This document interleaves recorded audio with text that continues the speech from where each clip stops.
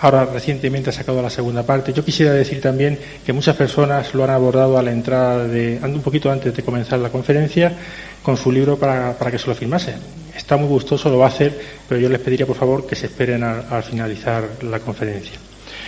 Iker, como decía, todos ustedes conocen porque recientemente participa en programas de televisión, va a ser el encargado de hablarnos del periodismo de investigación, una aproximación al otro lado. Les dejo con Iker.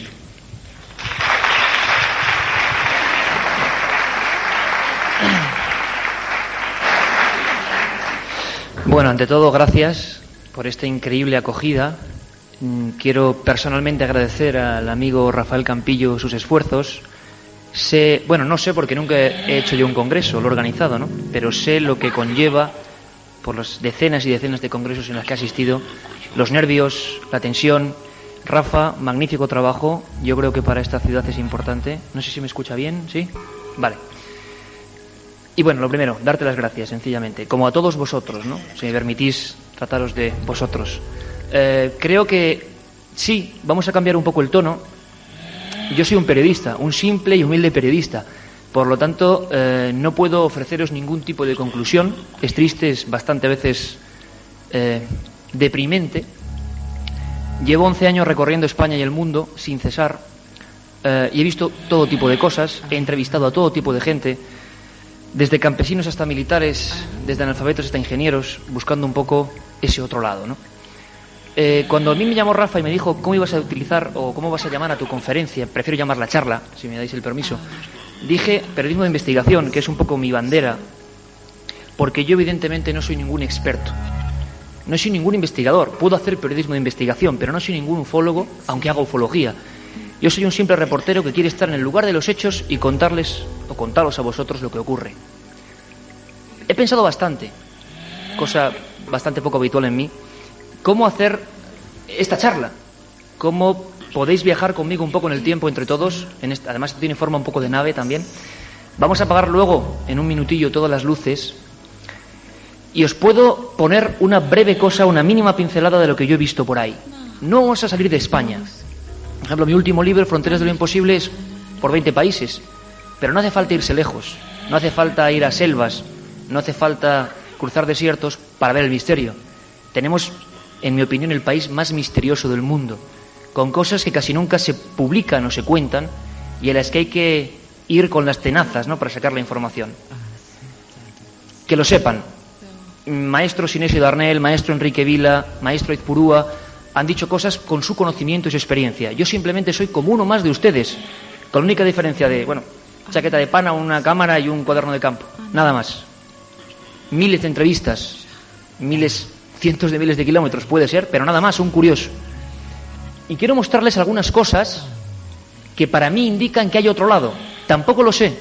Y además os puedo asegurar que cada vez soy más escéptico. Es triste, pero es así. Cada vez dudo más de todo, hasta de mí mismo a veces. Y lo que intento es sacar la máxima información. Soy un auténtico enfermo del dato. Me ocurre como a mi maestro, Juanjo Benítez. Absoluto fanático del dato porque es lo único que puedo ofrecerles a ustedes, ¿no? Que vean datos, que vean documentos. Pero eso no quiere decir que sea cansado, que yo sea un científico, que les vaya a hablar aquí del H más I. No. Vamos a contar historias humanas que han pasado a personas como vosotros o como yo, en cualquier lugar. Si podemos, apagamos todas las luces, lo que la tele nos permita. La tele siempre manda, si lo sabré yo. Y ven bien las imágenes, ¿no? Bueno, pues en este viaje de 1 hora, creo que nos hemos equivocado ahora de canción. Podemos poner la música de fondo, porque si no se rompe un poco la magia.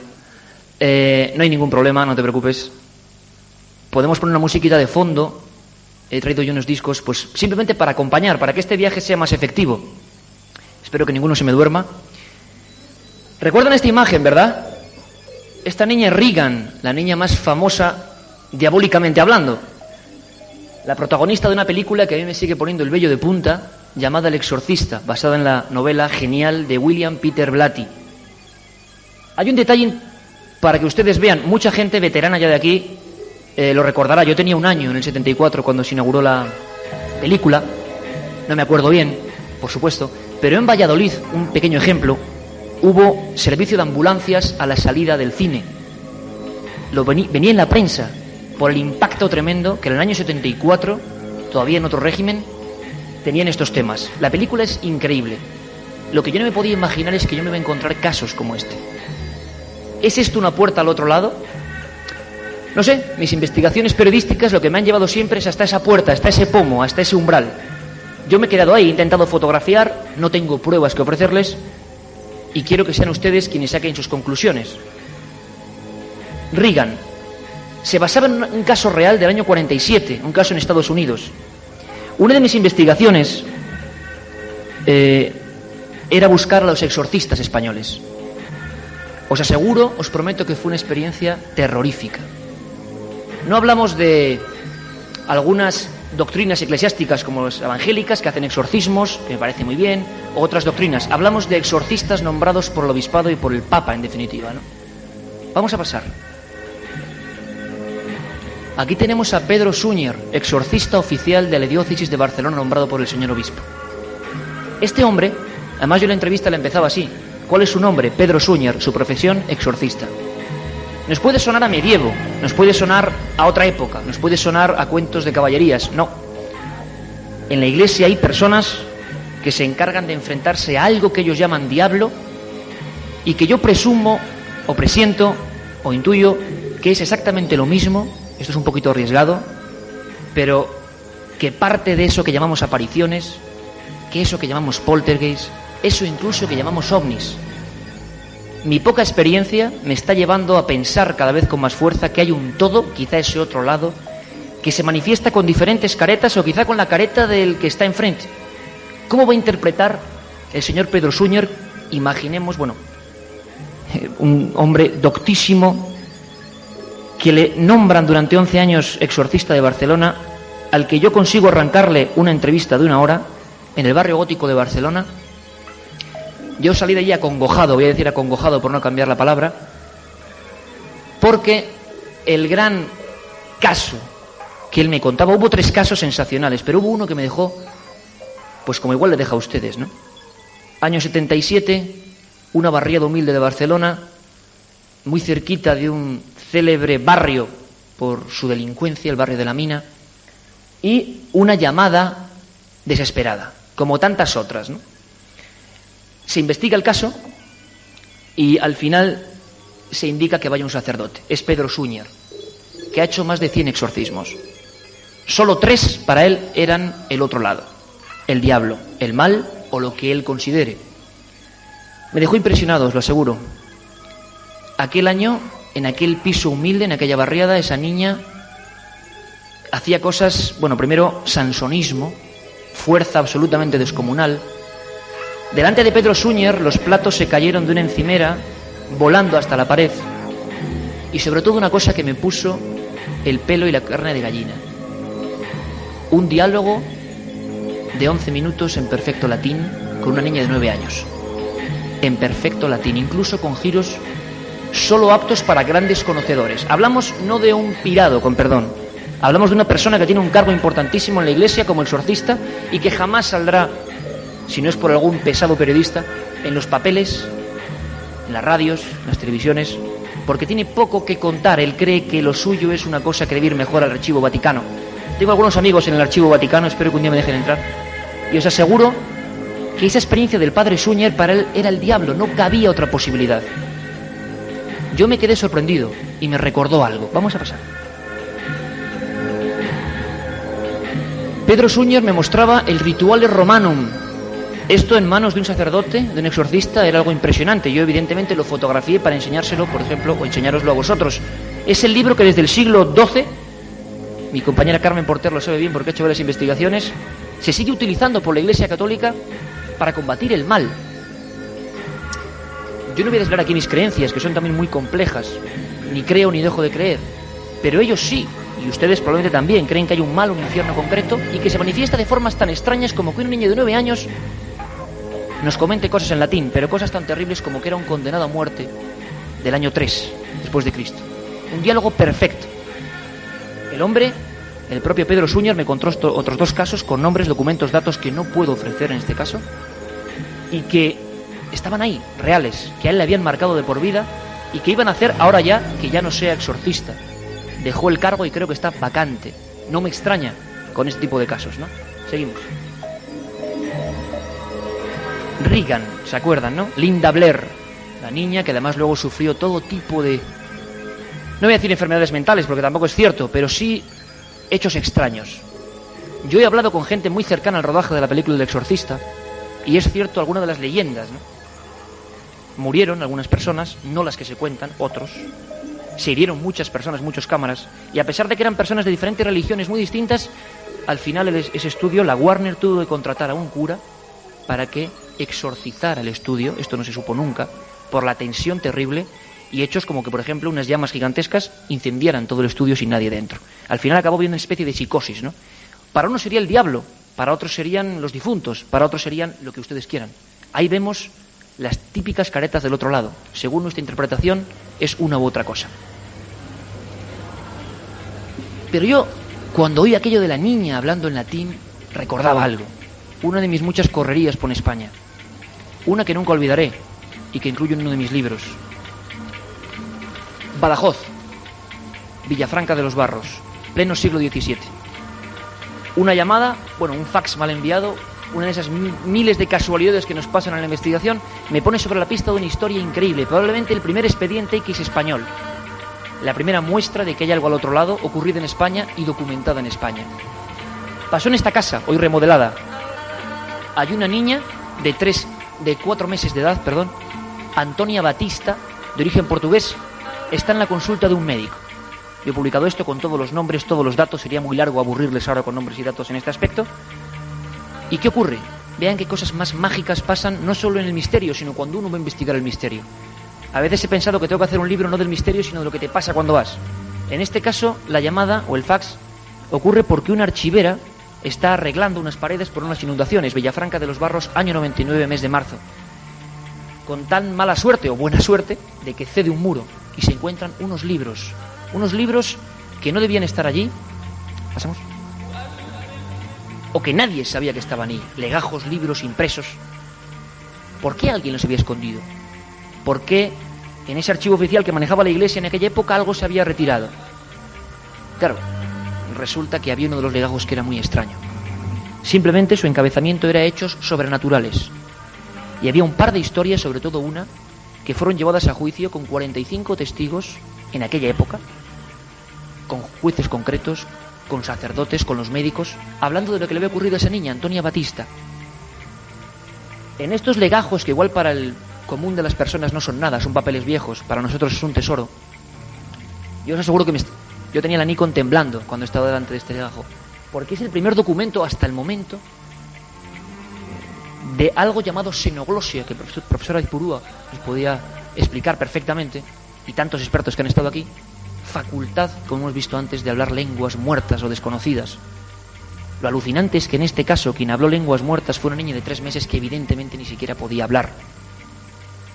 Yo he recogido esto, expedientes increíbles, con los sellos judiciales, de cómo 40 personas han visto a la niña Antonia Batista primero erguirse con 3 meses cuando era un bebé, enrojecerse por completo y decir frases larguísimas en perfecto latín que sorprenden y sobrecogen en aquella época. La niña fue condenada junto con su madre. Antonia Batista, seguimos, que dijo frases, estas son las frases de la niña, por ejemplo, ¿no? Como, primera, segunda, tercera, cuarta, quinta, sexta línea, conteret caput, decía, domus austriaca conteret caput tuc. Imagínense una niña de 3 meses dirigiéndose a la gente, y estamos hablando de un juicio en toda regla, no hablamos de tonterías, de un juicio en toda regla hecho por algo que parecía una posesión demoníaca en la época. La niña habló en frases que algunas se pudieron coger texto a texto, y cosas como austriaca conteret caput tuc, domus austriaca conteret, que a mí luego algunos historiadores y expertos en epigrafía latina me escribían tras leer algunos de mis trabajos, y entonces me decían, esto significa, por ejemplo, esta frase, la casa de Austria triturará tu cabeza. O sea, cosas que se referían a algo extraño. La investigación histórica nos acabó demostrando que había habido un doble crimen en ese mismo lugar. ¿Qué pasó en esa niña? ¿Estaba recordando, estaba siendo antena de algo pasado en el anterior en ese mismo recinto, cuando ella ni siquiera había nacido? ¿Cómo es posible que alguien recupere el habla? ¿Cómo es posible que 40 personas cultas y magistradas declaren algo que nos parecería hoy absurdo? ¿Pensaría lo mismo Pedro Suñer? Posiblemente no, porque él lo ha vivido en sus carnes. Seguimos. son historias del otro lado, ¿no? Que yo he intentado siempre difundir, no con dramatismo, aunque hoy sí que están percibiendo ustedes que el clima cambia un poco. Yo quiero que hagan este viaje, que tampoco me hagan mucho caso, son ustedes su propio juez, ¿no? Lo que sí les digo es que yo siempre que he investigado he sido honesto hasta la médula. Lo que he sacado es lo que está aquí, cualquiera puede comprobarlo, y son muchos años de esfuerzo para al menos saber que hay algo. No me pregunten si hay extraterrestres porque no lo sé, me gustaría saberlo. No me pregunten si hay espíritus porque no lo sé. Solo soy un reportero que habla con la gente, que investiga y que cree que pasa algo, que ojalá un día sepamos algo más, ¿no? Hay veces incluso, igual ustedes han dicho los ovnis, ¿qué demonios, tendrán que ver los ovnis en esta gaita del otro lado, que nos parece algo más cercano y más espiritual? Pues no. Cada vez que investigo, cada vez que hace poco tiempo, ¿no? Y es difícil localizarme a veces, pues porque estoy en un sitio y en otro. Hace muy poquito en Salamanca, uno de sus últimos casos, yo estuve allí con la Guardia Civil en el momento de los interrogatorios.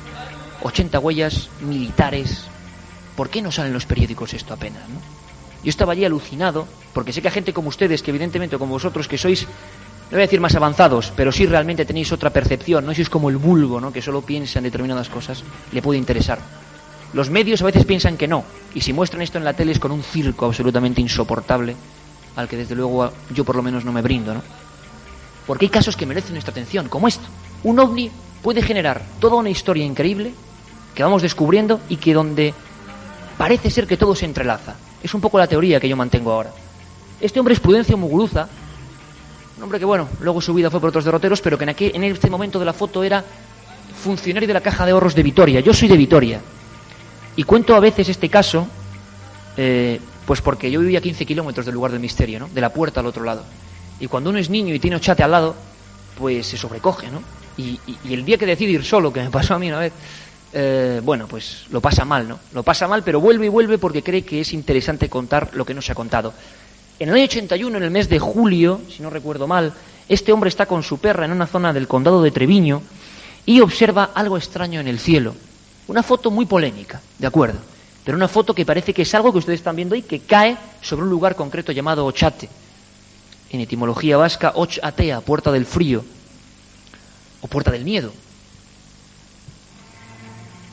La foto del ovni sirvió para que este hombre en aquel momento dijera, caramba, ha pasado esto aquí, voy a empezar a indagar por aquí. Y empezó a hablar con ancianos, que a veces despreciados los tenemos, ¿no? Yo soy la primera persona que acude siempre a las personas de edad, los auténticos residentes de la memoria colectiva, ¿no? Los que de verdad saben historias y que a veces las tienen mucho más frescas que los jovenzuelos que andamos, ¿no?, atareados de un lado para otro y no nos enteramos de nada, ¿no? En Ochate solo queda una torre. Ochate es un despoblado, un lugar al que yo le tengo mucho cariño. Es una pena porque a veces, por ejemplo, yo hago un programa en el último que realicé, la serie que hicimos en Antena 3 Televisión, y claro, se inundó de gente, ¿no? Y no puedes parar el efecto de la televisión, ¿no? A veces te da pena, tu propio trabajo a veces se contradice, porque claro, ¿qué clase de gente puede ir? Pues va el que se cree satanista, va el ufólogo de tercera división, va el otro que ve los hermanos de Marte, claro, es difícil, ¿no? Pero nuestra función es informar. Es cierto que hay cosas increíbles en este pequeño pueblo, un pueblo que imagínense ustedes cómo está ahora mismo. No queda luz, no queda agua, ni nadie que lo pueda necesitar. Fue un pueblo próspero que de repente en el siglo XIX se bloquea. En los archivos observamos que su población se convierte en cero en un momento. Aquí tenemos uno de los documentos de despoblados alaveses. En diferentes etapas de su historia desaparecen las poblaciones como muertas por algunas pestes que estamos investigando ahora y que no sabemos cuándo se produjeron. La primera de ellas en 1257. Pero sabemos que a partir del siglo XVIII ocurre algo extraordinario. No sé qué les parecerá a ustedes, voy a llamarles ustedes porque si no voy a estar repitiendo todo el rato vosotros ustedes. Año 1840. A partir de aquí hasta 1880 va a haber 3 epidemias terribles: cólera, tifus y viruela pandémica, documentadas. ¿Qué ocurrió? ¿Qué pasó? Murió toda la población de Ochate por 3 ocasiones, sin que ninguno de los habitantes de Imiruri, Aguillo, Ajarte, hay compañeros como David Sentinella en primera fila, también compañero divulgador que conoce bien el tema, y es así, ¿verdad, David? Ningún tipo de enfermedad en ningún otro pueblo. Cuando yo consulto con médicos, yo me meto mucho en las historias, ¿no? Soy demasiado apasionado con las historias, y entonces me puse casi enfermo, porque estuve 3 días viendo epidemiología. y vi que ninguna de las epidemias de cólera, tifus y viruela se correspondían en ningún otro lugar de España en aquel momento. Algunas, como la viruela pandémica, estaban erradicadas hace bastante tiempo, gracias a la vacuna de Eduardo Jenner. Pero en ese pequeño pueblo pasaba. Pero lo más increíble es cuando empiezo a investigar allí los pueblos de 1 kilómetro, 2, con los que había tránsito de agua, de ganado, de todo el material, de insectos, de pulgas, de alimentos, todo el material contagioso, y sin embargo solo morían ellos. Tan es así que en 1865 se ordena el enterramiento de los cuerpos de Ochate en una inmensa vaguada que está ahí, porque los 2 cementerios que había en los otros pueblos no daban abasto. Los propios vecinos se convirtieron en testigos de la muerte de este pueblo entero, donde hoy solo queda una torre románica, cuyo portal tenía unas gárgolas, curiosamente, que expresaban diablos y que está en otro pueblo cercano. Se transportó de allí y no queda nadie. Pero no solo eso, el mismo párroco de Ochate, Emilio Villegas, desaparece radicalmente. Hay documentos de la investigación oficial, una noche intentando reconstruir las casas para los que vendrían después de la segunda epidemia. Desaparece. Hay una investigación del arzobispado de Burgos y a este hombre se lo traga el aire y luego aparecen varios cuerpos combustionados. Ustedes habrán oído de la combustión espontánea, ¿no? Cuerpos carbonizados sin ningún material cercano. Hay más misterios en Ochate. Seguimos. Estamos hablando de un lugar que para muchos es puerta al otro lado. Yo no lo sé. ¿Por qué este pueblo está rodeado de tumbas de niños? ¿Por qué? Ningún arqueólogo me ha dado la explicación. Y es curioso, con arqueólogos alaveses y burgaleses, como cuando yo voy, dicen, bueno, ¿y querés que tú estás con lo tuyo? Olvídanos. Pero hombre, estamos viendo que hay tumbas antropomorfas que lo admiten en algunas laderas de Ochate y que probablemente, además investigaciones muy interesantes, recientísimas de hace un mes, me han enviado algunos historiadores de la Universidad del País Vasco, tras leer el trabajo de Ochate, y dicen que se han descubierto algunas de las partes de las tumbas, pero puede ser una circunferencia y la torre en medio. ¿Por qué? ¿Por qué ocurre eso? ¿Qué significaba eso? ¿Eran niños o eran gente extraordinariamente pequeña? Si podemos poner la música de fondo, la del otro disco, mejor. Es que es Jean-Michel Jarre, que es un ídolo para mí, pero es que a veces se desmanda un poco. Entonces, tumbas de niños, no sé qué interpretación incluso esotérica puede tener, rodeando un mismo lugar. ¿Por qué se enterraron allí? ¿Por qué no quedan restos? ¿Por qué eran todos más o menos de la misma altura? ¿Acaso llevaban a niños enfermos? ¿Por qué Ochate significa puerta del frío o puerta secreta? ¿Por qué no hay ningún pueblo con la etimología parecida? ¿Por qué no queda nadie? ¿Por qué hay peñas con inscripciones vascas que dicen, por ejemplo, Peña de Arrate, una gigantesca peña, cáete y mata a esos diablos de Ochate, siglo XIII? ¿Por qué? ¿Por qué había ese odio hacia un lugar concreto? Bueno, pues hay teorías de que es un lugar de poder desde muy antiguo, que antiguas sectas conocieron el poder que emanaba de ese lugar y que incluso quizá algunos lo consideraron puerta hacia el otro lado. Hay que tener cuidado con todo esto. Hay que tener cuidado. Esta es la portada de mi primer libro, que yo hice un poco de patria, ¿no? Diciendo, voy a sacar Ochate. La vegetación está muerta. Hay un montón de teorías sobre las plantas venenosas que yo ahí pongo un poco en duda porque he habido todo tipo de estudios. Pero hay misterios absolutos, durante los últimos 50 años en cuanto a aparición de ovnis, como la que hemos visto, en cuanto a combustiones, en cuanto a desapariciones y sobre todo, incluso, ya es triste, pero en cuanto a rituales satánicos, no solo ahora sino en la antigüedad. Pero ¿por qué se elegía ese lugar? Los expertos saben que incluso los monumentos funerarios pocas veces se hacen al azar. Las culturas íberas, antes que las culturas que luego vinieron, luego después, utilizando siempre un mismo suelo como un punto de poder. Seguimos. ¿Qué testimonios me he encontrado yo en Ochate? Gente que era absolutamente escéptica, como don Fernando Gil, empresario, y que una noche, pasando por Ochate, se encuentra una sensación que yo personalmente me gustaría no encontrarme, ¿no? Aunque a veces estoy en el lugar justo para encontrarme. Un sonido como un latir de corazón, en plena oscuridad, él se aproxima, sin saber la historia de Ochate, y una mano, perfectamente mano, que incluso él identificaba como femenina, que le acaricia el pelo. Casi le da un infarto en ese momento, pero realmente, infarto, sale corriendo y empezará a investigar los hechos de Ochate, con un grupo de gente, entre ellos técnicos de Radio Euskadi, como Alfredo Resa, como Enrique Chazarra, que consiguen algunas de las psicofonías. Yo las suelo poner, pero bueno, como mañana Pedro nos pondrá magníficas psicofonías, he considerado mejor no ponerlas. Psicofonías terribles, 2 de ellas impactantes, con un año de antelación, con un año de diferencia, en esta torre. Una de ellas es una voz de niña increíble, con todo tipo de aislamiento, en un lugar donde no hay nada en kilómetros a la redonda, no hay vida, y la voz de una niña perfecta que dice Pandora. Nadie sabe por qué ni a qué se refiere. Para muchos se refiere al mito de la caja de Pandora, que se abrirá algún día. No lo sabemos, es demasiado especular. Otra dice, un año después, octubre del 87, los técnicos de Radio Euskadi, que de sonido saben un rato, sale una voz que dice, ¿qué hace aún la puerta cerrada? ¿Qué puerta? ¿Ochate, el nombre del pueblo? No lo sabemos. Yo a veces soy un poco macabro, lo entiendo, pero creo que tengo una responsabilidad como informador. No todo es tan bonito en el esoterismo, no todo es tan bello. Está la otra cara del misterio, de la que luego hablaremos también. Hay gente que da un paso más allá, que es peligroso, como Alberto Fernández, investigador a la vez, que cree que en Ochate está la puerta al otro lado.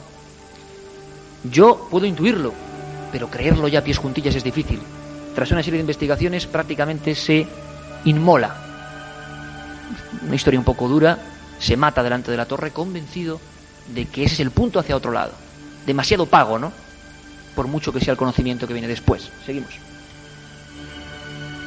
En este mismo, vamos a llamarlo corral, una de las pocas cosas, de las pocas piedras del esqueleto que queda de Ochate, varias personas en diferentes épocas observan una cara flotando en el interior que muchos identifican, y yo pienso que es su gestión, que es la propia cara de Alberto Fernández.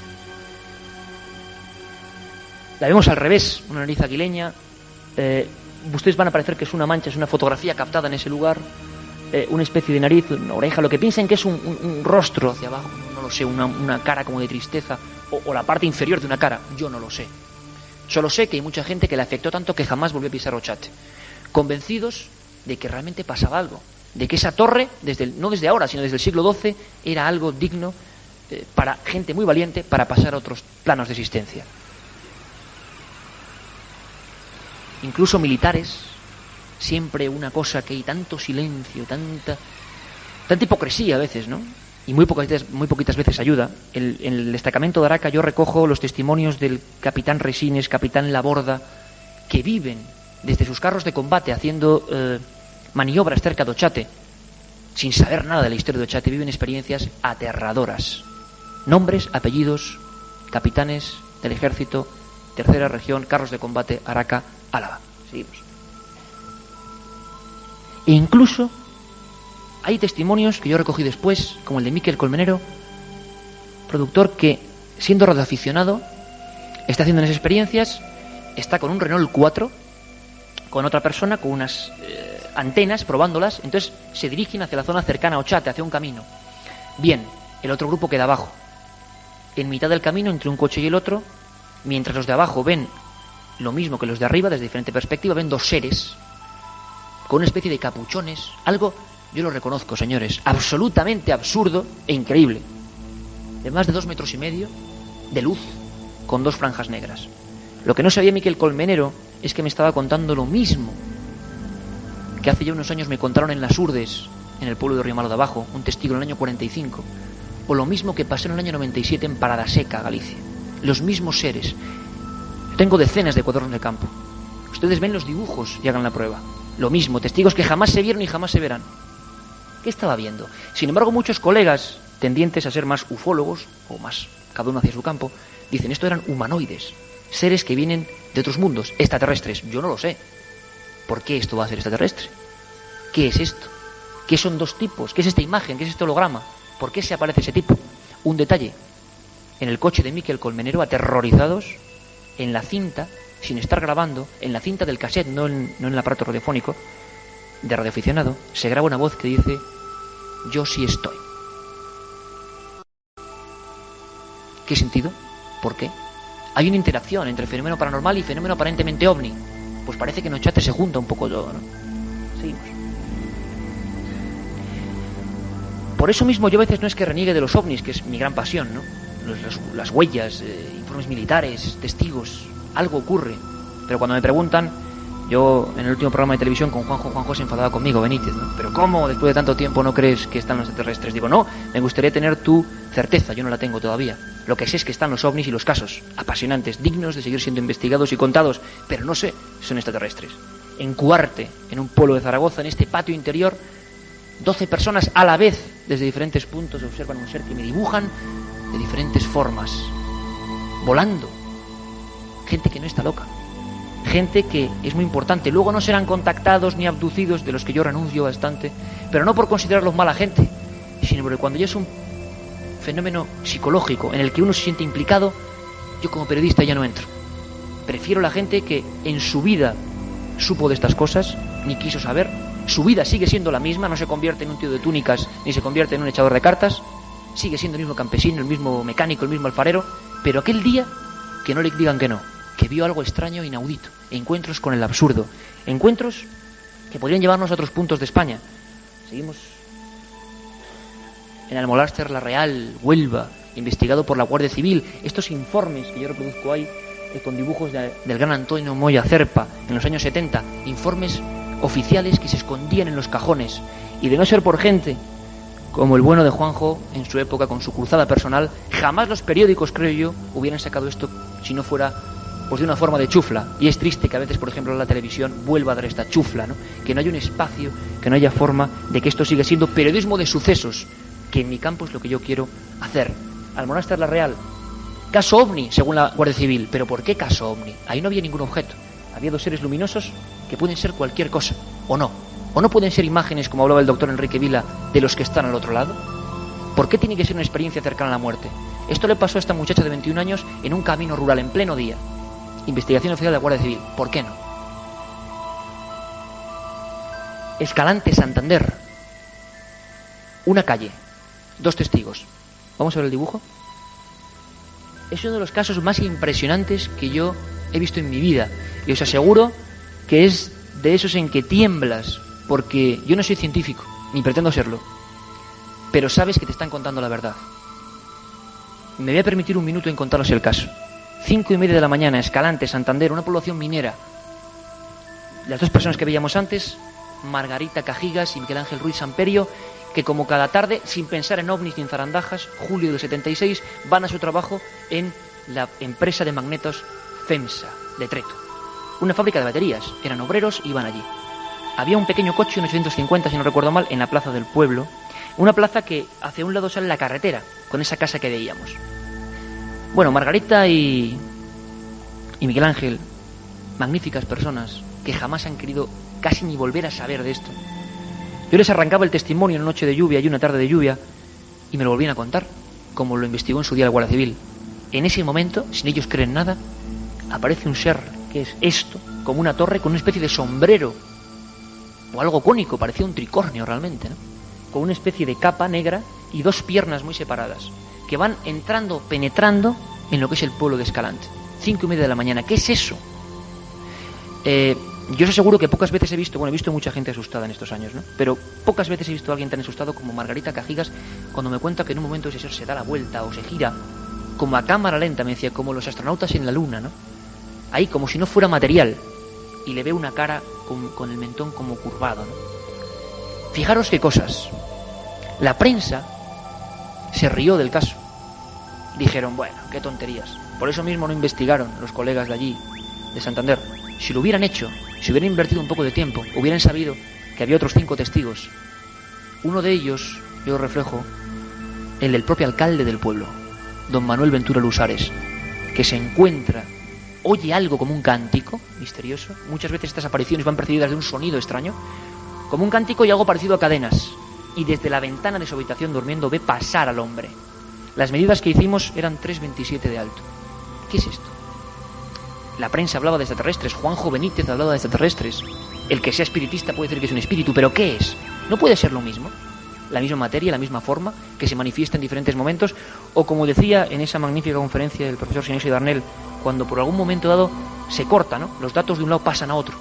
Yo creo que hay algo de eso, ¿no? Un cortocircuito entre mundos, no lo sé. Pero esto pasó en Escalante. Esta gente sigue siendo como ustedes y como yo, y se avergüenzan igual cuando ven algunos espectáculos televisivos o en otras formas, perdonen que insista, y dicen qué pena, ¿no? Porque lo que vimos nosotros no tiene nada que ver con brujerías ni cosas raras, ¿no? Fue algo que vimos durante unos segundos y que nos marcó la vida. Unos días después, en el campanario de Isla, el propio sacristán, que vamos a ver ahora, don Pedro Higuera, observaba dentro del campanario, una persona que jamás creyó en estas historias, el mismo ser de Escalante, del que la prensa no informaba y no se creía, en horizontal, flotando en horizontal, con declaración jurada ante la Guardia Civil. ¿Qué pasó? ¿Por qué en Escalante y Isla, en esos dos pueblecitos de Santander? ¿Qué estaba pasando? ¿Qué son estos seres? Yo no sé si alguno tiene la respuesta, yo no, pero los casos ocurren, los casos ocurren. A veces el mayor miedo no es estos seres que dicen, bueno, los ha visto otro, ¿no? Los he visto en la carretera o parecen ovnis. Todo esto del otro lado al que yo me intento aproximar con el periodismo, a veces tiene momentos más dramáticos o más cercanos, porque parece que es de otro cuando pasa en la carretera, pero qué miedo da cuando pasa en una casa, ¿no? Cuando en nuestro propio domicilio están pasando cosas que parecen dignas de ese otro lado. Yo podría hablarles de muchísimos casos, ¿no? Uno de ellos, lo veíamos antes, era esa fachada, esa barriada marginal de Madrid, en el barrio de Absorción General Ricardos, la calle del Toboso, que pasó a la historia como Casa de los Ruidos. Portadas de periódicos, esta vez sí, de Diario 16, además con un buen compañero, Paco Pérez Avellán, que hablaban de 300 vecinos, imagínense la escena en pleno enero del 77, pasando un frío que te mueres, en la calle, que no iban a la casa, porque en una de las casas de muy deficiente construcción, estas personas, el matrimonio Antúnez de las Heras, con un hijo adoptado, Mauricio, mulato, una persona con algo de deficiencia mental, se puede ver en el rostro prácticamente, tienen que verse condenados a dormir en el salón, porque los fenómenos que están ocurriendo dentro de esa casa ya son absolutamente insoportables. Es el primer caso en que la comunidad, en la alcaldía de Madrid, con el alcalde Arespacochaga, envía una comisión científica a investigar estos hechos. Vean lo que se encontraron, en fotos realmente impactantes. Aquí vemos, publicación antigua en los años 70, una de las fotografías de cómo algo ha roto un trozo de pared. Estos puñetazos que estaban o entraban dentro de la pared se repitieron ante personajes de la talla de don Germán de Argumosa. Se grabaron psicofonías terribles. Hay una de Germán de Argumosa que dice: tengo miedo en esta casa. Y sobre todo, varios técnicos y Manuel Gómez, el comisario del distrito de Carabanchel, ellos perciben y declaran, yo lo cuento, como un televisor, el viejo televisor que tenían allí, se desplaza perfectamente y está un tiempo levitando hasta que cae. Como ocurría en Rosenheim, en Alemania, en un caso célebre, las lámparas, en el momento que Mauricio tenía esta especie como de crisis, o se revolvía, tenía una especie como de ataques, las lámparas, delante de fotógrafos, delante de investigadores de la propia Policía Nacional de Madrid, se enroscaban, solas. El cable daba vueltas, había puñetazos en las paredes. ¿Saben cuál fue la explicación oficial? Que eran unas obras del metro que pasaban cercanas, creo que en la nueva estación de Marqués de Vadillo. Claro, se tranquilizaron, hasta que cuando acabaron las obras siguió el poltergeist, ¿no? ¿Qué explicación hay ahora? Paco me lo he contado, un momento, ya era época democrática o predemocrática, un poco liante, ¿no? Le obligaron a cortar la información. No es un caso único, luego veremos cómo a veces a los periodistas, sobre todo en otras épocas, obligan a dar carpetazo cuando algo realmente parece que es digno del otro lado, o que se nos escapa, o que no conocemos, ¿no? Este es Mauricio. Mauricio al final, que desapareció. Fue enviado a la Sociedad Española de Parapsicología porque creyeron que él era el causante de todo esto, el causante inconsciente. Algunos mantenían que era un fraude, pero cómo provocaba aquellas roturas y aquellos movimientos en otra habitación donde él no estaba. Fue un caso muy complicado. Al final Mauricio, esta es la última noticia firmada por Pérez Avellán, Mauricio desaparece de la Casa de los Ruidos y de aquella historia jamás se supo. Tan solo un par de legajos en la comisaría de Carabanchel, a los que acudí con Lorenzo Fernández, y poquita cosa más. Una historia increíble. Desde que se fue Mauricio, los ruidos no volvieron a aparecer. Ruidos increíbles, a veces lamentos. ¿Los provocaba él? Él era, como la niña que hemos visto de Badajoz, una antena, un receptor de algo que pasaba en ese lugar y que se catalizaba a través de él. No lo sabemos. Son evidentemente historias del otro lado. Personalmente, una de las que más me ha impresionado es la del llamado caso Vallecas. Yo he estado muchas veces en esa casa. Creo, por algún último trabajo, que la familia se ha podido mudar a otra casa, por fortuna para ellos, ¿no? Siempre me decía la gente, bueno, Iker, ¿y esta gente por qué no se va de esta casa? Hombre, claro, es que vivían en un barrio humilde y tampoco había mucho dinero y desde luego no ganaron nada con esto que les ocurrió. No podían. Ahora creo que han podido. Aquí hay uno de estos casos que para mí son una golosina, aunque puede sentar mal, ¿no? Golosina con lo que vamos a ver. Pero es un caso de eso que para el periodista es auténticamente apetecible, porque hay información documental de la policía. Un verdadero expediente X. una verdadera información contrastada por personas como policías independientes que ven algo dentro de una casa y que lo dejan manifestado en un informe. Esta es la madre de Estefanía Gutiérrez Lázaro. Ahora vamos a ver al padre Máximo Gutiérrez. Ese hilo no es nada paranormal, no es ningún ectoplasma, es que le saqué la foto justo cuando el hombre expiraba el humo de su cigarro. Y en esta casa de Vallecas, en el barrio de Palomeras, ocurrirá algo excepcional, algo digno de contar, de mantener y de que le demos vueltas un poco, ¿no? Ustedes verán el mensaje que quiero enviarles. Varias cosas mal hechas se juntan aquí. Estefanía Gutiérrez, 18 años, una mujer corpulenta, era aficionada a la Ouija, de la que nos habló Azorín el primer día. Bueno, en este caso la Ouija, o lo que fuera, mostró toda su maldad. El último testimonio en el instituto donde estudiaba Estefanía Gutiérrez es de varias niñas jugando y que la propia profesora observa cómo el vaso revienta y sale un humo negro que se mete en la boca de Estefanía Gutiérrez. Siempre declaraciones de las personas que allí estaban y que testificaron después en la policía. Bueno, esa misma noche Estefanía Gutiérrez deja de existir. A mí me pasó una cosa muy curiosa. Yo estaba entonces en un programa que se llamaba... Presentábamos un programa en una cadena de Madrid que se llamaba Investigación Abierta, con compañeros que están aquí, y era un programa policial. Entonces hicimos un reportaje desde el punto de vista policial, una intervención en una casa encantada en el Madrid del año 92 a nivel policial.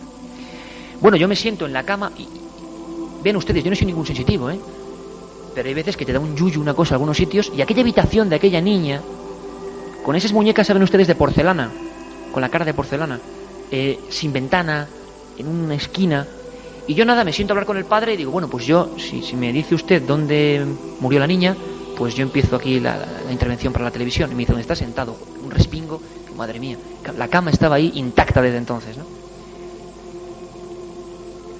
¿Qué pasó un día? El día que Estefanía murió.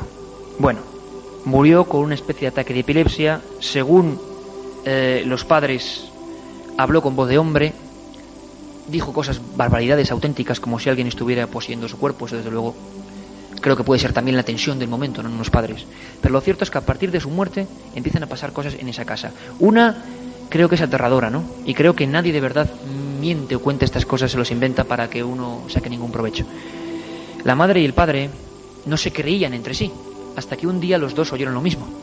Desde el baño que estaba acoplado a la habitación donde murió Estefanía Gutiérrez, sale una voz de niña que dice mamá varias veces por la noche. Bueno, no lo sé, no es ciencia. Una madre sabe lo que es la voz de su hija, la escuche donde la escuche. A partir de ahí una sombra negra no solo aparece en el pasillo, sino que aparece incluso ante varios testigos vecinos que observan esas cosas sin ser de la casa y que se lo comunican. Llega una noche, que es el 18 de noviembre del 92, en la que todo se sale de madre. Uno de los cuchillos de la cocina se estampa contra un corcho, está a punto de dar al hijo pequeño. Son una familia numerosa y hay una experiencia aterradora, ¿no? Las dos hijas me cuentan cómo ellas duermen en dos literas y cómo ven la sombra esa, sea lo que sea, una sombra calva, es la descripción más compleja que he visto de un espectro, y es que esto es un espectro, reptando por el suelo, con el pecho en el suelo, entrando así, y cómo las muñecas de porcelana se estampan contra el otro lado, ¿no? Ese día Máximo Gutiérrez llama a la policía. Ese mismo día el marco, la única foto de Estefanía Gutiérrez, la víctima, la que hacía la Ouija el primer día, se quema por dentro del cristal. Explíquenle a algún científico, a algún físico, cómo se pueden salir llamas dentro de un cristal que está pegado a un papel, ¿no? Sin oxígeno, se quema solo ese marco. Seguimos. ¿Qué tenemos aquí de importante? Y además bien grande para que se vea en el expediente. Alguna gente dice que a veces los expedientes no se muestran todo bien que se deben mostrar. Esa noche del 18, además yo he conocido a 3 de los policías, uno, Carmen Porter lo sabe, ¿verdad?, en una coincidencia increíble de estas que nos pasan, en un taxi. El taxista era policía también, y bueno, es increíble que te coja un taxista que fue el que intervino en el caso Vallecas, ¿no? Suelen pasar estas cosas, se lo aseguro. El expediente policial, uno de los expedientes X españoles auténticos, es este. Se lo leo rápidamente, aunque creo que ustedes lo ven, ¿no? En el informe de esa noche, dice a las 2:40 horas por el canal 7 de H50, terminología policial. Llama el Z2 y manifiesta que una vez se ha entrevistado con la familia y ha observado el interior de la casa, según comunica, se le ha puesto el vello de punta y que posteriormente llamaría por teléfono. Se le ha puesto el vello de punta al inspector jefe, que con 4 policías va a esa casa porque se oyen gritos detrás de lo que es la llamada de auxilio de los padres. Seguimos. Dirección General de la Policía, arriba lo ven, ¿no? 27 del 11 del 92. se encontraban en situación de misterio y rareza que, estando sentados en compañía de toda la familia, pudieron oír, esto lo firma el policía, y observar como una puerta de armario perfectamente cerrada, cosa que comprobaron después, se abrió de forma súbita y totalmente antinatural, lo que desencadenó una serie de sospechas serias en el inspector jefe, que estaba allí, y los 3 policías allí presentes. Luego habla sobre un mantelito, el Z2, ve algo que cae del aire, que son babas marrones. Policía Nacional, año 92. Esto no sale a la luz normalmente. El informe es muy largo, hay uno que es terrible, que habla del Cristo. No sé si leen arriba, el Cristo, no sé si es otra parte del informe, pero hay un testimonio del Cristo que da la vuelta. Un Cristo que da la vuelta delante de 4 policías españoles, ¿no? Conclusión del informe de la Policía Nacional, 11 de noviembre, que hay una serie de fenómenos de todo punto inexplicables. Pero esto apenas se conoce, ¿no? ¿Qué pasaba en esa casa? ¿Era Estefanía? ¿Estaba allí de alguna forma todavía? ¿Estaba en esa interfase de la que nos han hablado tanto? ¿Es lo mismo que el ser de luz que se encuentra la mujer que hemos visto de Huelva en una esquina y que otros llaman como ovnis? ¿Es la misma fuerza que genera marionetas o siluetas o se representa delante de testigos y cada uno lo interpreta a su forma? Porque esta gente tuvo la desgracia de encontrarse con ese otro lado en su propia casa. Hubo otros que se metieron en él aparentemente y nunca salieron. Y una de las investigaciones de las que no he publicado todo más increíbles ha sido la de meterme en el archivo del grupo 20 de la Policía Nacional, ya desaparecido, en el que hay un epígrafe. Hice una fotografía, cuando estaba en la revista Enigmas, una fotografía impresionante que era multitud de carpetones y arriba fotos de desaparecidos y una cosa que ponía grupo 20 Policía, desapariciones extremas. Esto es cuando no hay explicación posible. El caso del niño pintor que se esfumó ante testigos en una calle soleada, delante de gente, se hizo nada, es uno de los más increíbles. Pero el realmente bestseller, ¿no?, de las desapariciones increíbles, considerado hoy la desaparición más extraña de Europa, es la historia de Juan Pedro Martínez Gómez, el niño de Somosierra. ¿Se acuerdan, verdad? He oído sís por ahí.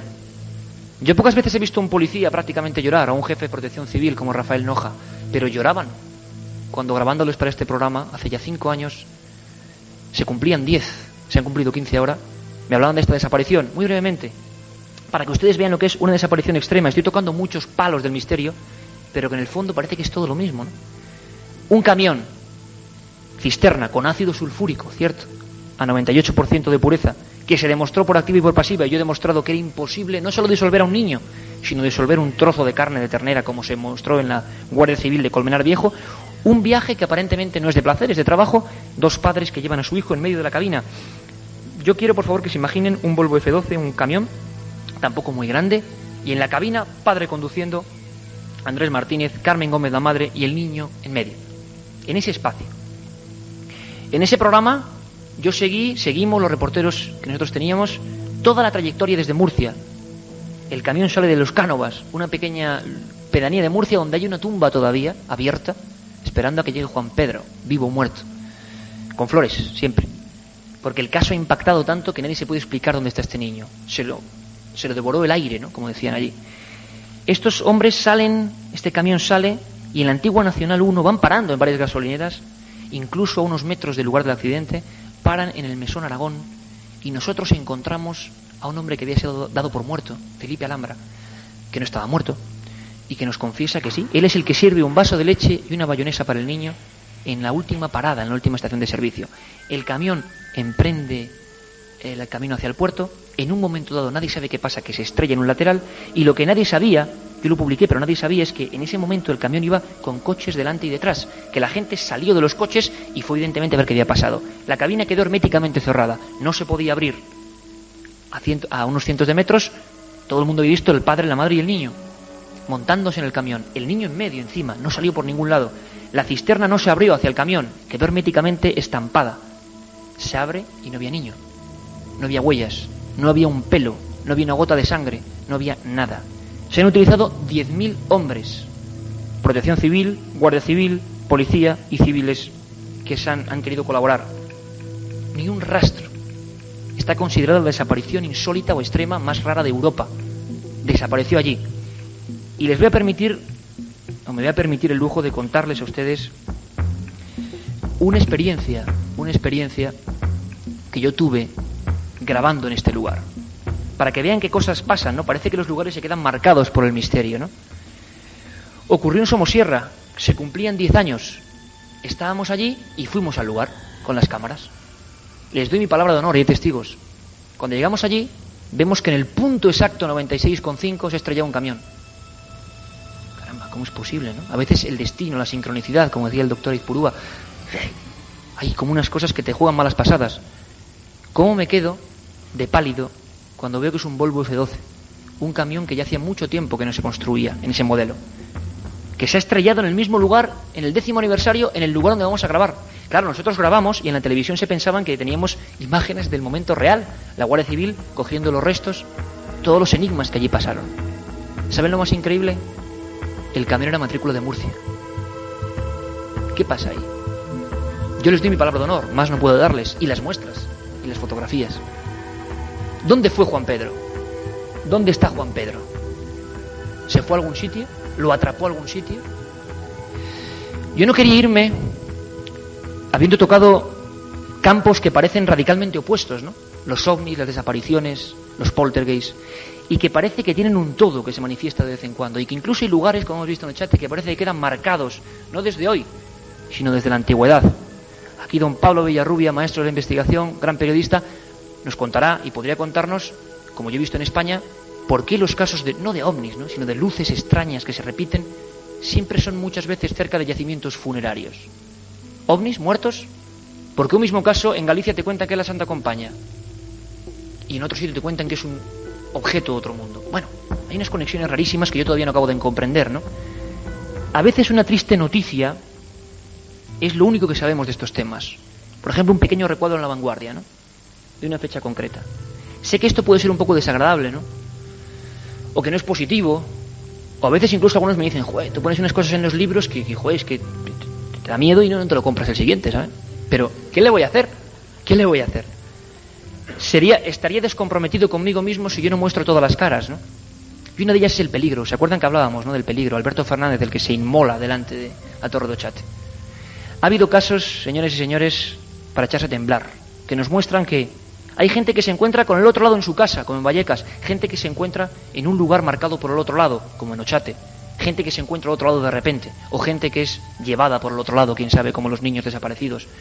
Pero hay veces, hay muy pocas veces, en que alguien decide ir al otro lado directamente. Una de las historias que más me ha impactado en toda mi vida de reportero es el caso de los suicidas de Lérida.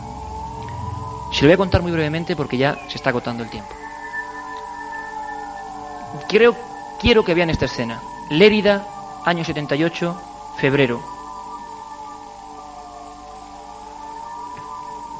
Juan José Vargas y ahora veremos a Francisco Saureu Prim.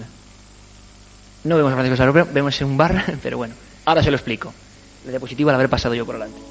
Dos muchachos, como cualquiera de nosotros, como cualquiera de sus hijos, como cualquiera de nuestros compañeros. Una única afición, el espiritismo y los ovnis. Bueno, un día deciden que hay que seguir ampliando estas materias, ¿no? Todo su dinero se lo gastan en libros de ovnis.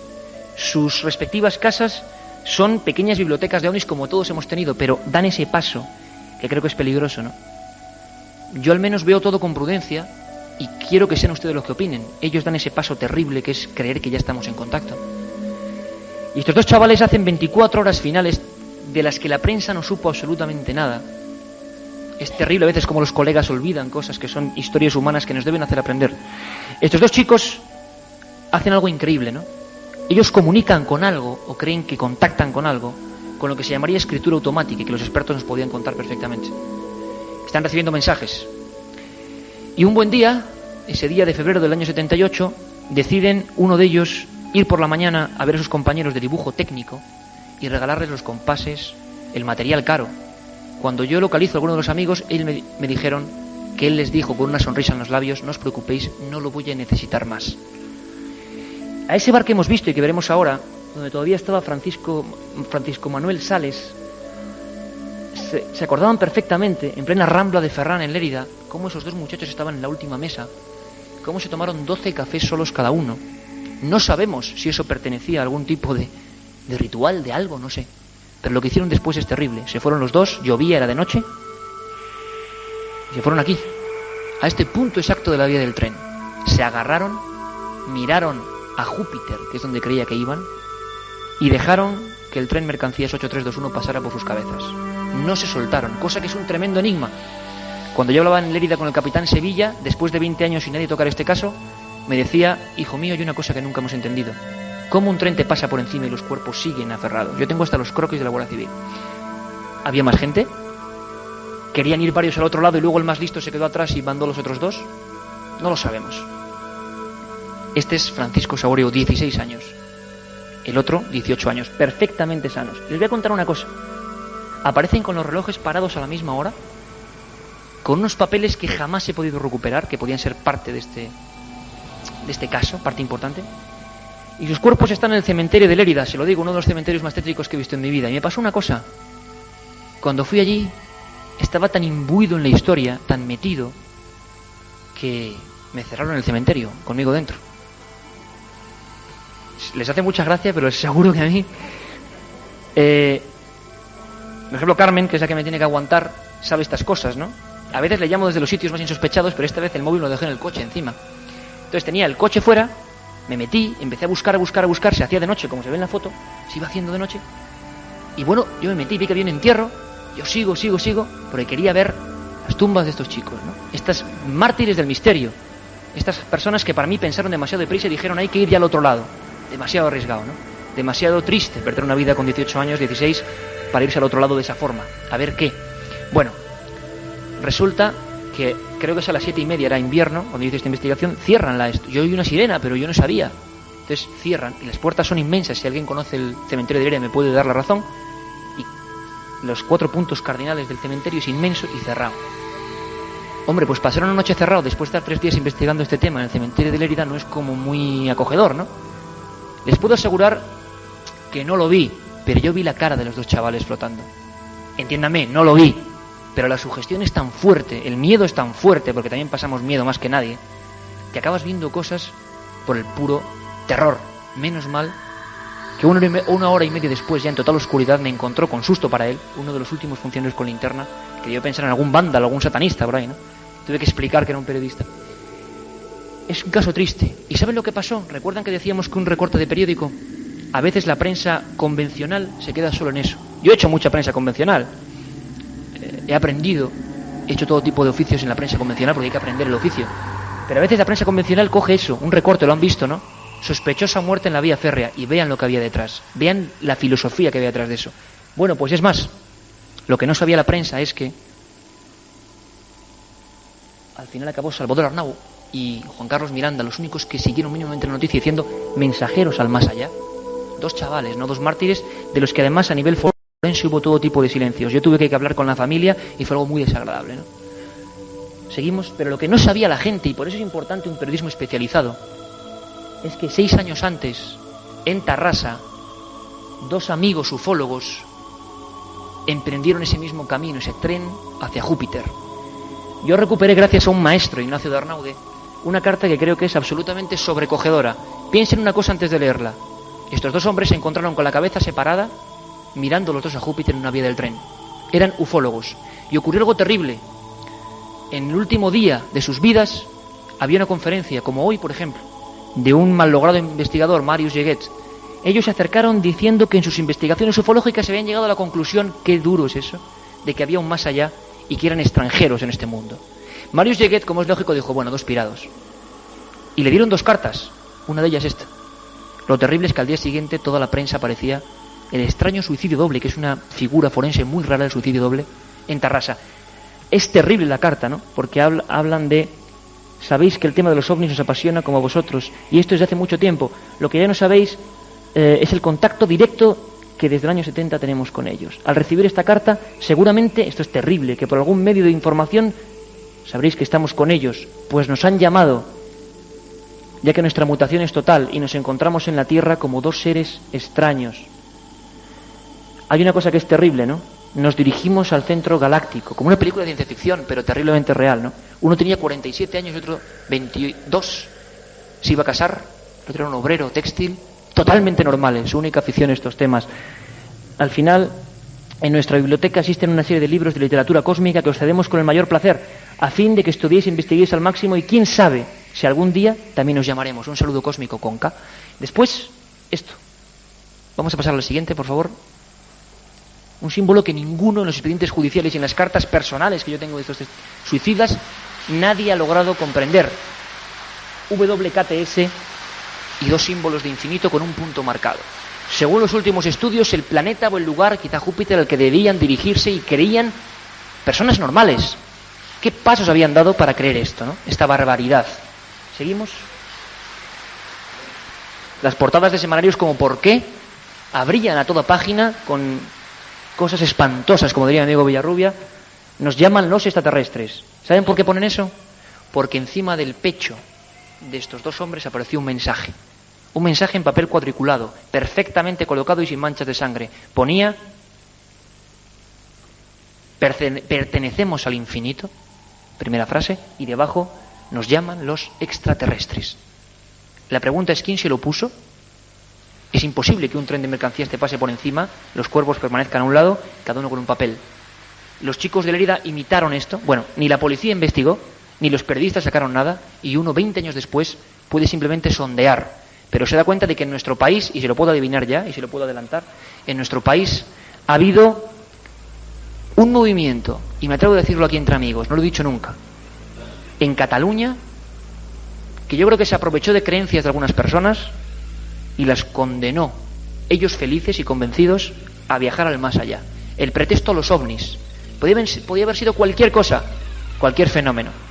Por eso simplemente hay que abogar por un poco de prudencia, por un poco de mesura, pero no solo en los que leen libros de ovnis, sino en los que escribimos, un fenómeno poltergeist breve, sino en los que escribimos libros de ovnis o libros de estos temas, ¿no? O libros de expedientes X, ¿no?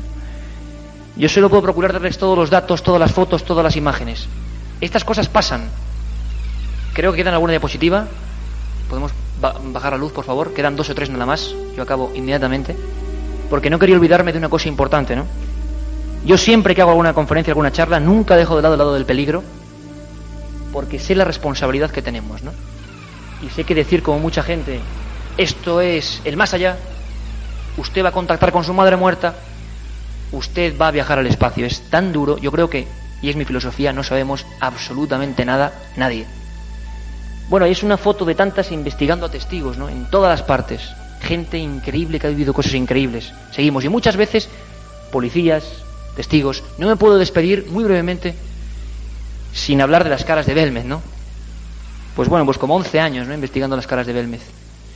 Y con mi amigo y compañero Lorenzo Fernández haciendo un trabajo que creo que es bonito.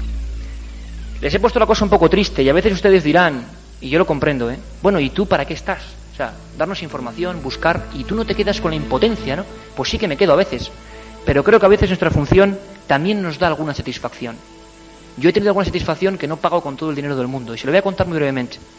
Tanto Lorenzo como yo, desde el año 90, empezamos, cuando teníamos 17 años, una serie de investigaciones en Belmez, no destinadas a estas caras de las que ya sabrán ustedes todo, ¿no? Aparecidas en Jaén hace ahora 30 años y que siguen ahí, aunque solo hay 2. Bueno, conseguimos, Lorenzo y yo, no lo que son las caras, sino el otro lado de las caras.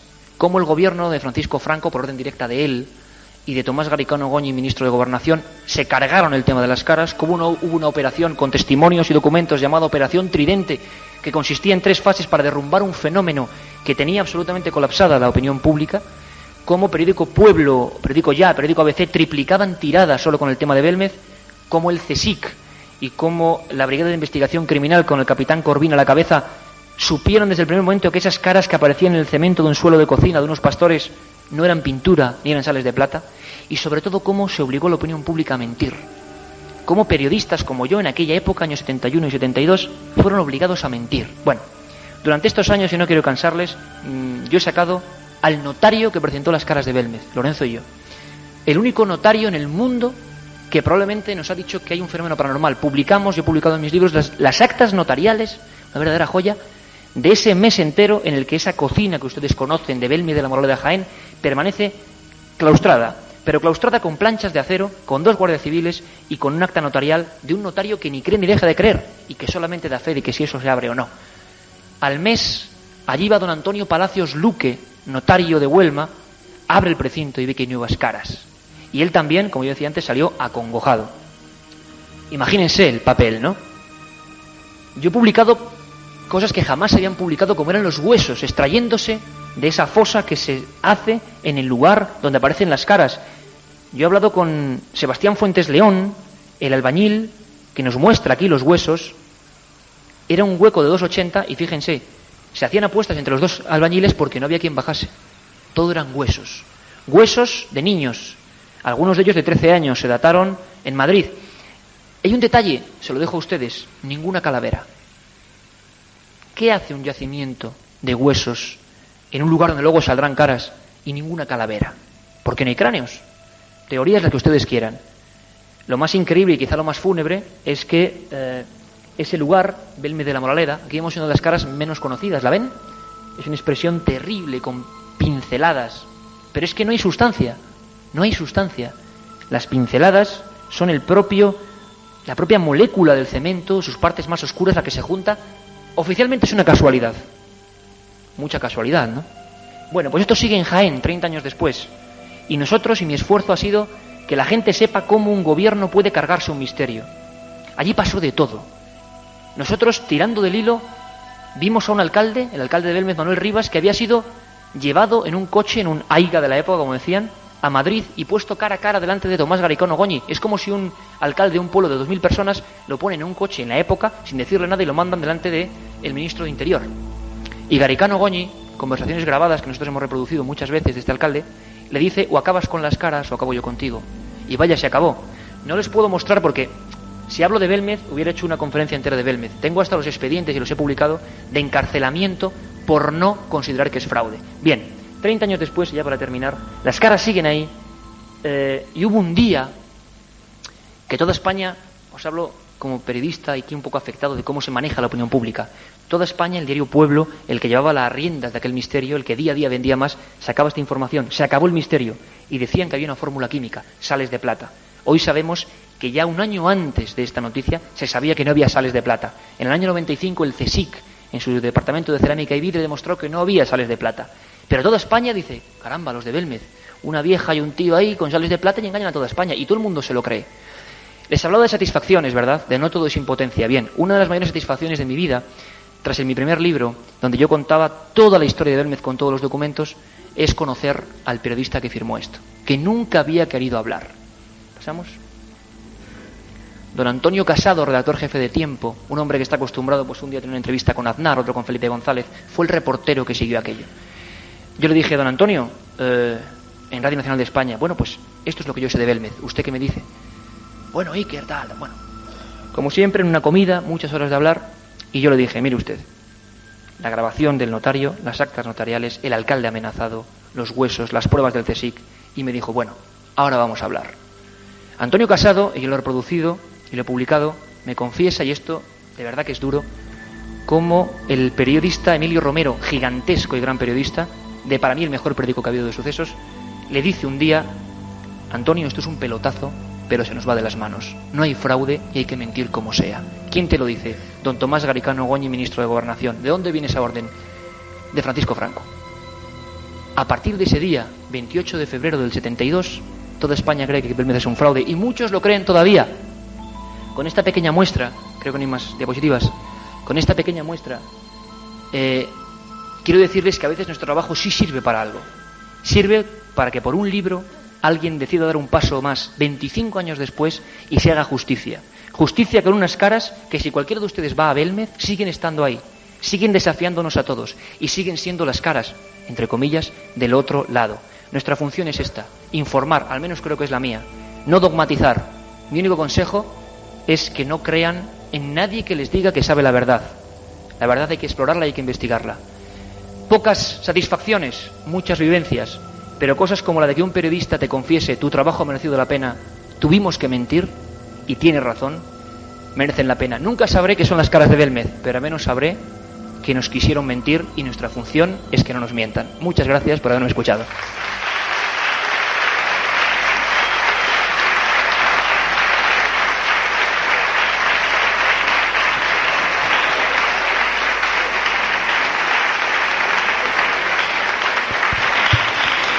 Gracias.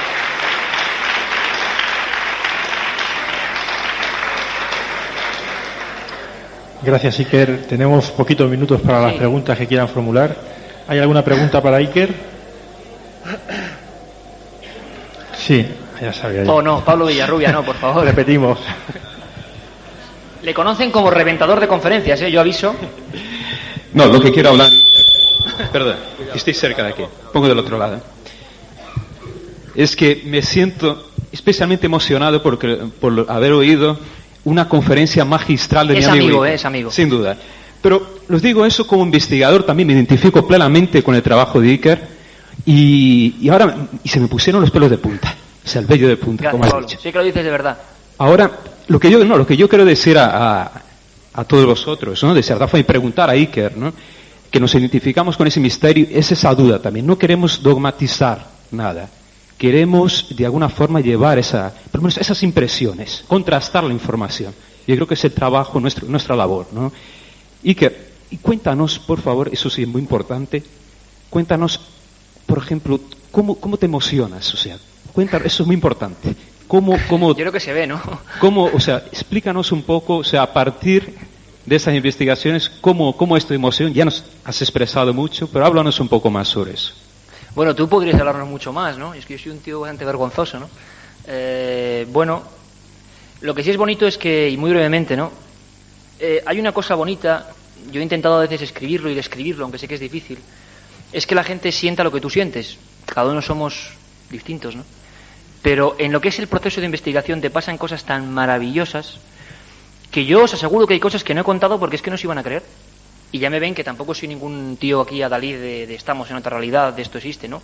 Pero sin embargo hay cosas tan increíbles, tantas casualidades, tantas serendipias que dicen los que saben, ¿no?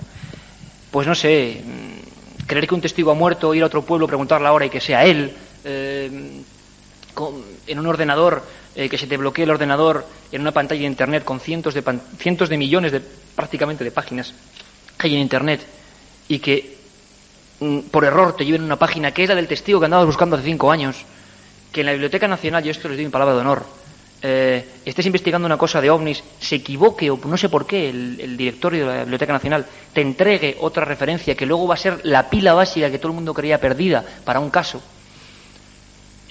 Yo quiero romper una lanza pues por compañeros como Pablo, compañeros como Nacho, David, Carmen y por supuesto yo llamo profesores ya, ¿no? Que nos han hablado, que nos llevan años de ventaja y años de experiencia, ¿no?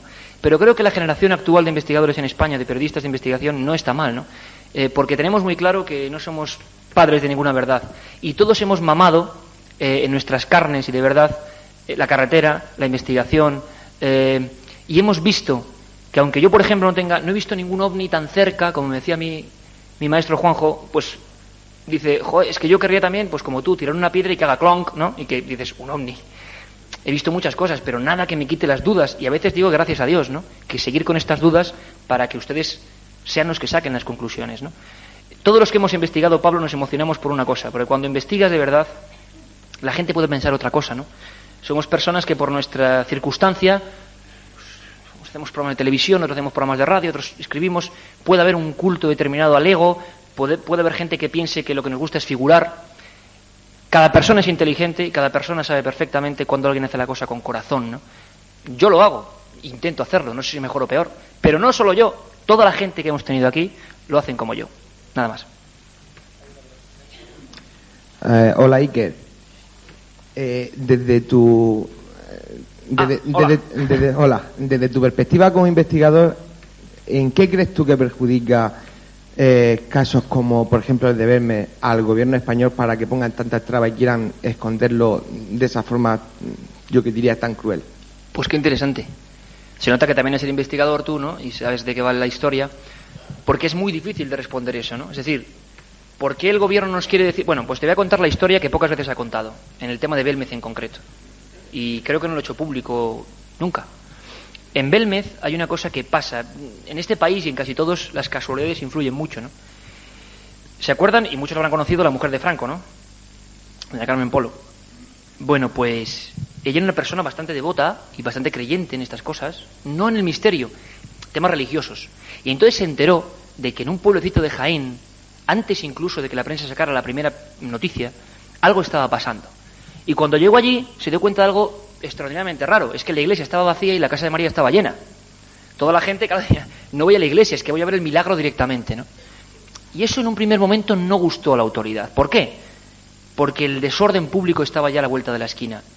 Yo no digo que obraran mal o obraran bien. Obraron igual como tenían que obrar. No lo sé. Mi función es saber la verdad. Pero puede que obraron con rotundidad porque había un peligro concreto en Belmez de desbordamiento total. Mira, yo tengo fotos de la gente en Belmez en dos bandos. Belmez, que era un pueblo donde... Esos pueblos donde nunca pasa nada. Gente en dos bandos, caras sí y otros caras no. Pegándose prácticamente en el centro del pueblo.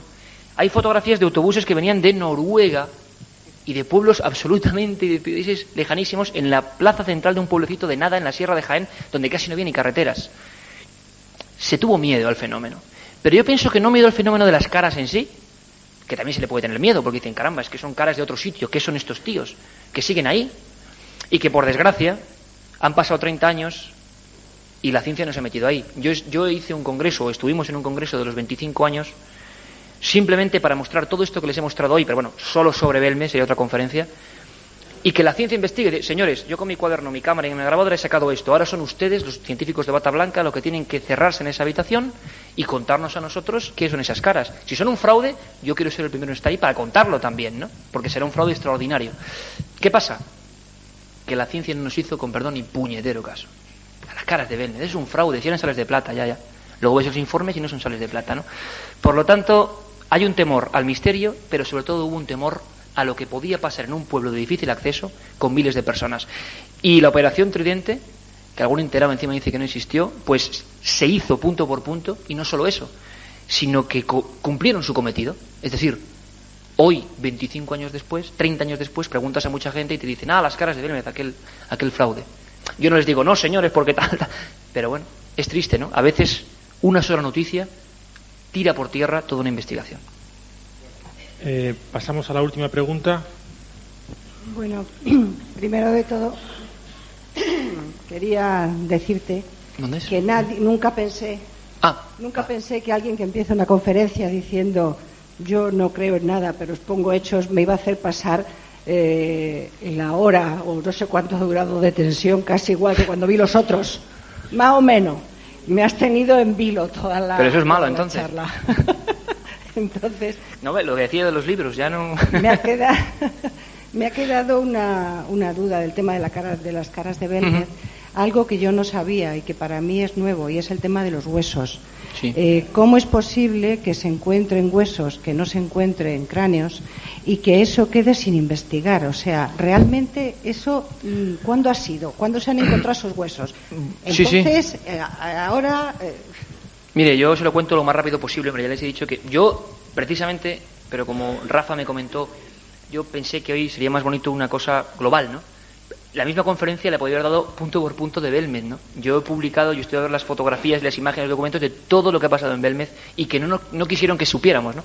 Le cuento muy rápido. En el año 72, el alcalde de Belmez, cuando ven la primera cara, una cara que es muy impactante, que ustedes habrán visto, que parece un Cristo bizantino, que puede que esté retocada, porque esa es muy diferente a las demás, con unos bigotes, o que algunos decían que era sangre cayendo, pues dicen, caramba, lo primero que piensan es que puede haber algo de radioactividad.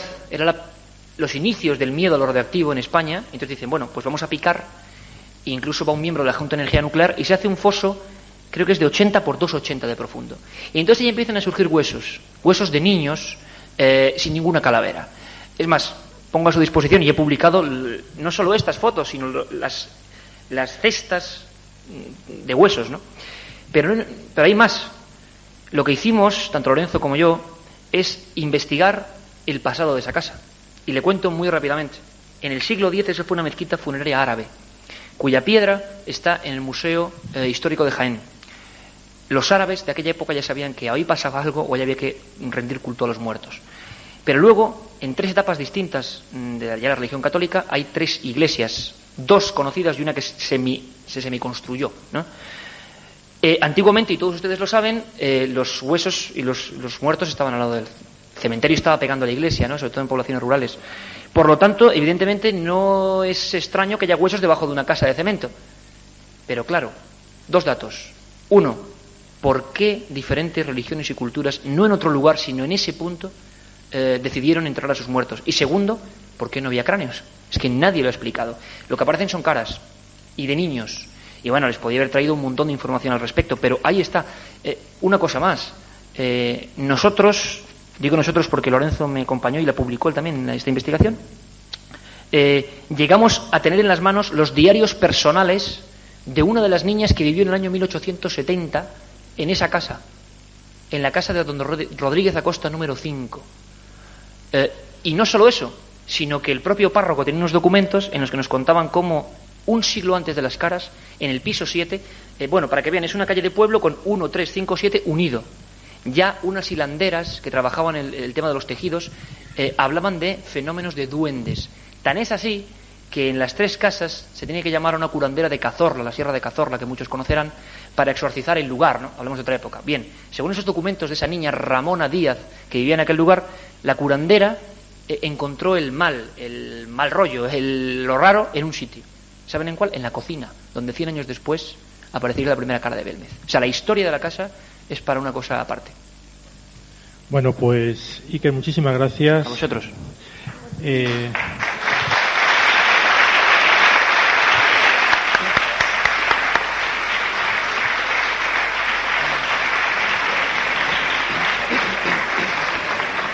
Bueno, pues vamos a hacer un breve descanso. No sé si se han dado cuenta que esto ha cambiado un poco la estructura, ¿no?, con este televisor que hemos puesto aquí. Les comentaba al principio de la tarde que había un experimento. El experimento se va a hacer, así es que les aconsejo que no se lo pierdan. Dentro de un momento estamos aquí. Hasta ahora.